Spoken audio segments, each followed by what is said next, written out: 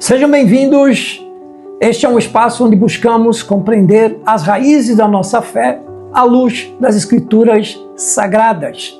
E o tema de hoje da nossa live, vamos estar falando sobre lei e graça. Qual a diferença?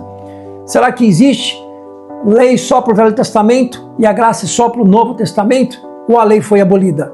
O Novo Testamento extinguiu a lei? Paulo amaldiçoou a lei?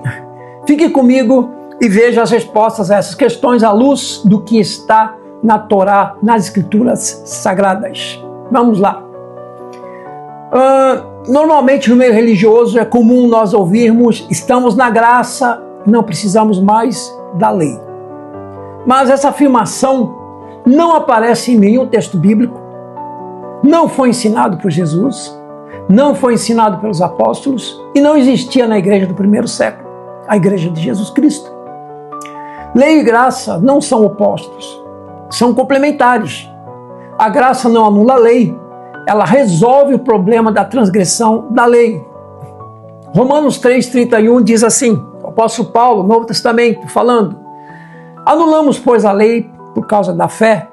De maneira nenhuma, antes confirmamos a lei.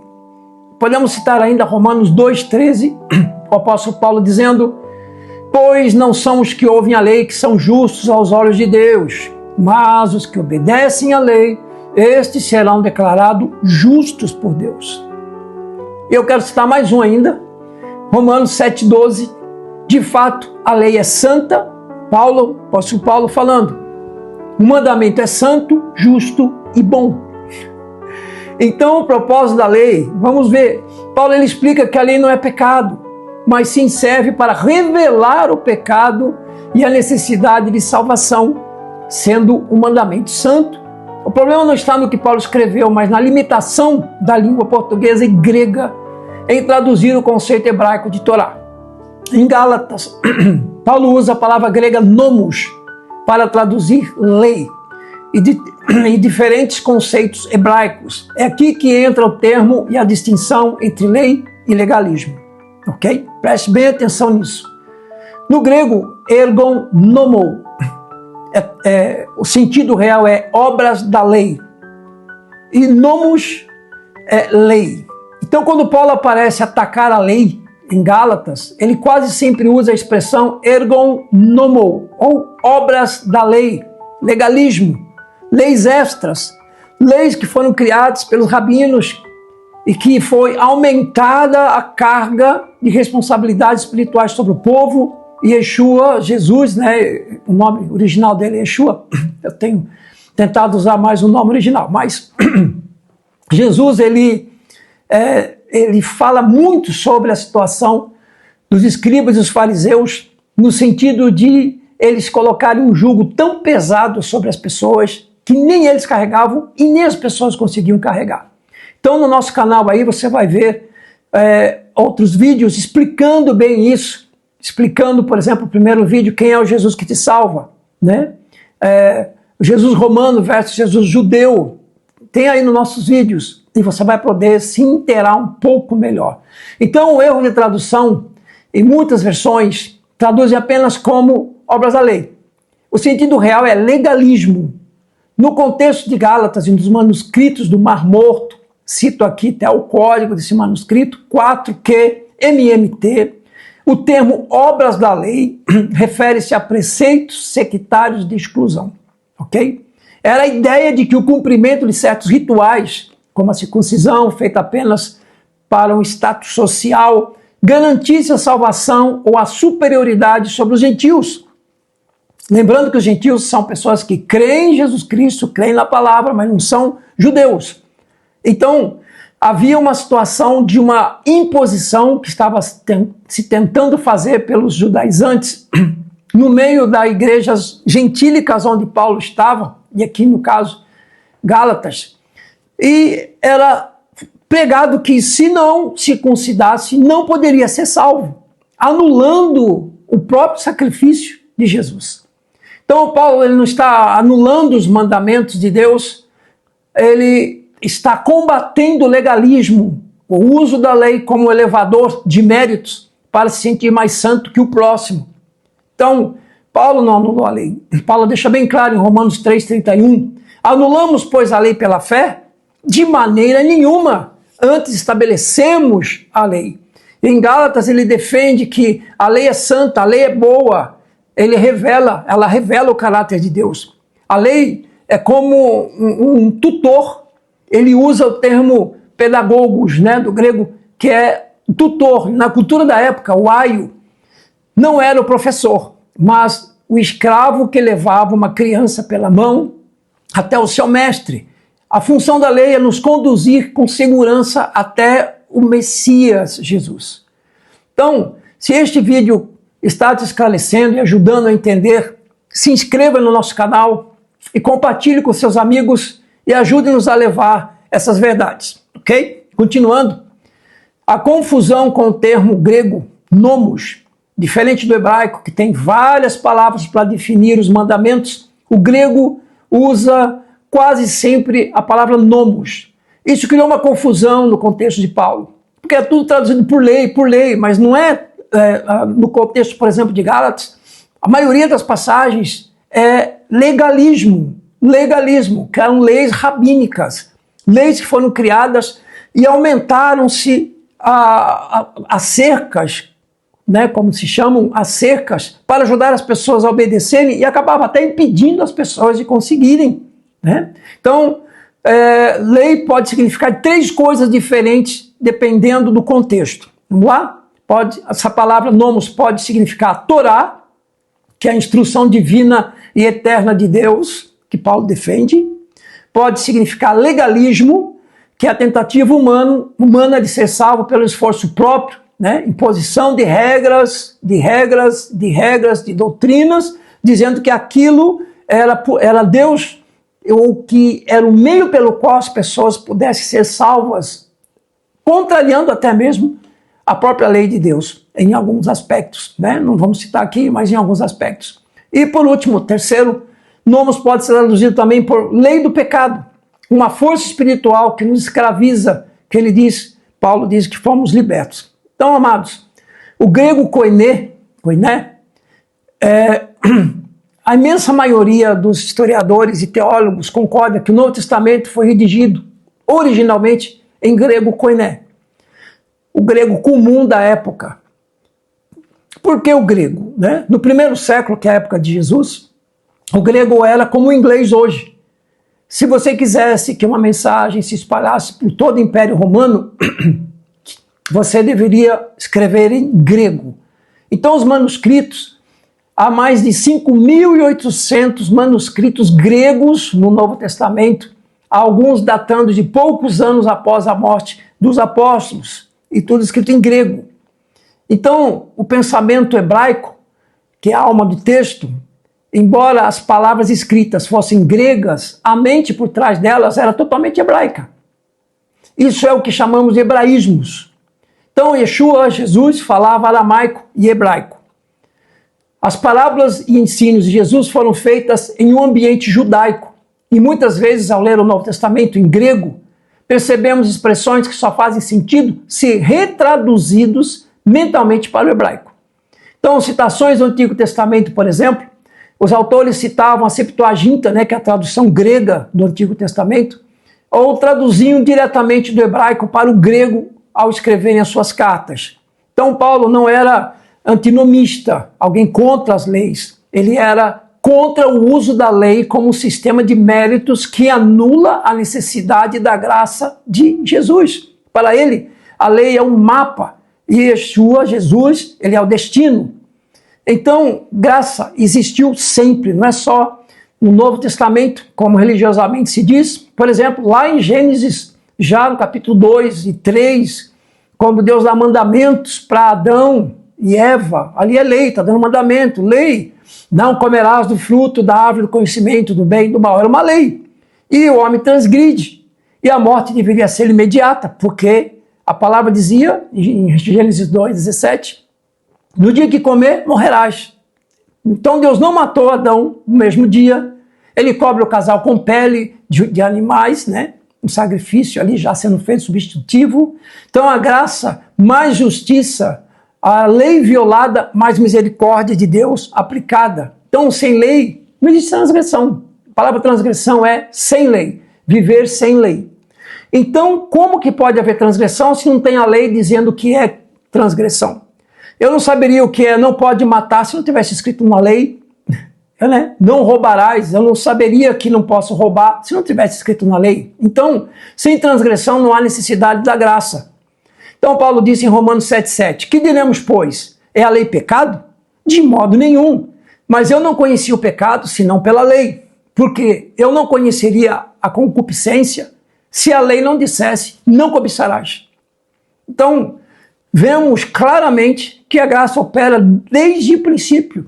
Graça e lei, lei e graça, eles andam juntos. A graça, e no final aqui eu vou trazer algo tremendo, uma comparação bem real para a gente entender, de uma forma bem contextualizada. Então absorva essas informações para no final você entender o corpo inteiro desse propósito.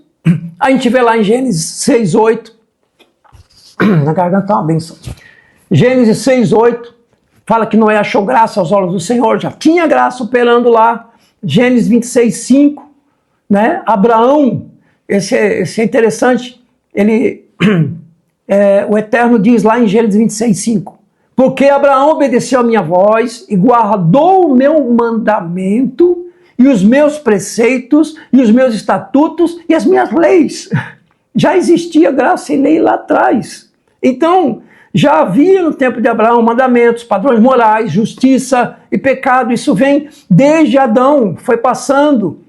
Né? A Bíblia diz que de Adão nasce Sete, de Sete vem uma geração de sacerdotes. E eles continuam servindo a Deus, oferecendo sacrifícios a Deus, oferecendo cultos a Deus. Né? Vem Enos, então as gerações vão, chega Noé, depois chega em Abraão e todo o processo continua até Yeshua, Jesus, que vem e ele estabelece a lei. Então vamos tentar concluir de uma forma bem clara aqui. Romanos 6, versículo 1 e 2 diz, permaneceremos no pecado para que a graça aumente? De modo nenhum.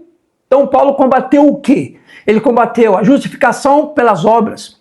Né? Se você não fizer isso, você não é salvo. Se você não circuncidar, você não é salvo. Você tem que guardar as leis assim, assim, assim, e aumentavam o jugo ainda com cercas que eram tipo assim, você não pode sentar naquela cadeira azul. Aí eles colocavam cerca. Nem pense em sentar na cadeira azul. Cuidado com o azul, cuidado porque você vai perder a salvação. E começava a haver uma situação, né? Não vamos entrar aqui no caso, mas terrível. Então, graça e lei caminham juntas. Caminham juntos.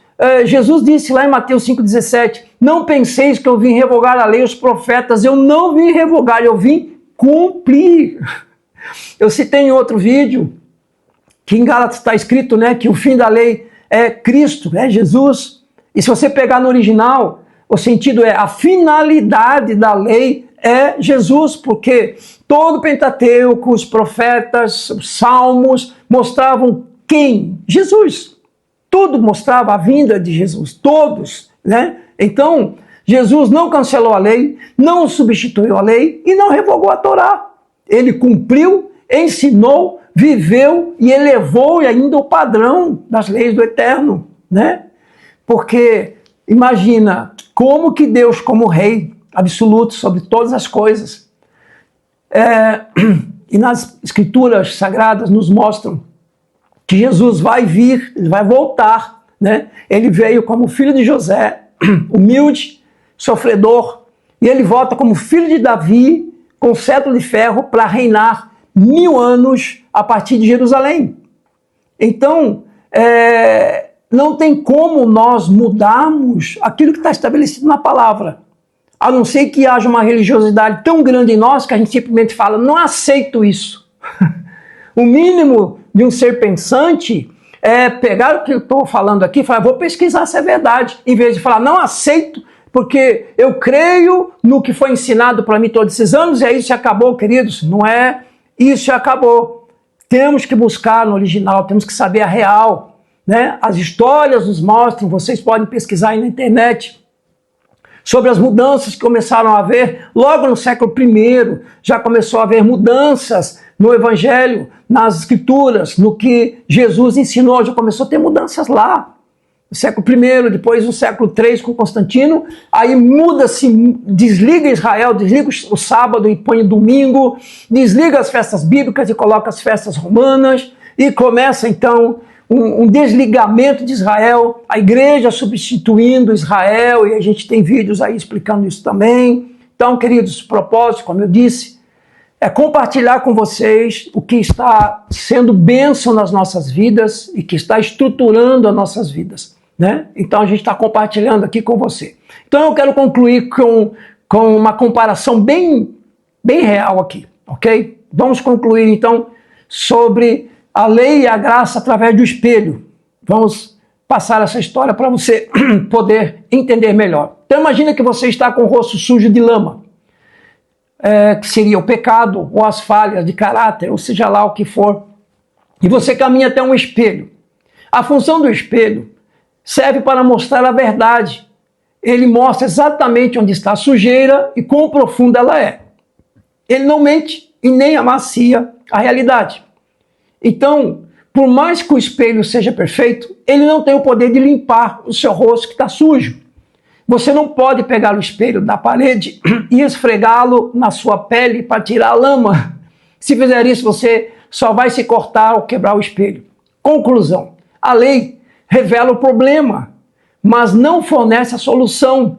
Ela nos mostra que somos pecadores e mostra por que somos pecadores, mas não consegue mudar o nosso coração. Que a Bíblia fala que a lei não conseguiu justificar, né? Não conseguiu, e a palavra era assim: a alma que pecar, esta morrerá. E todos pecaram, e todos carecem da misericórdia de Deus. Então, a graça, dentro dessa realidade do espelho, a graça funciona como a água.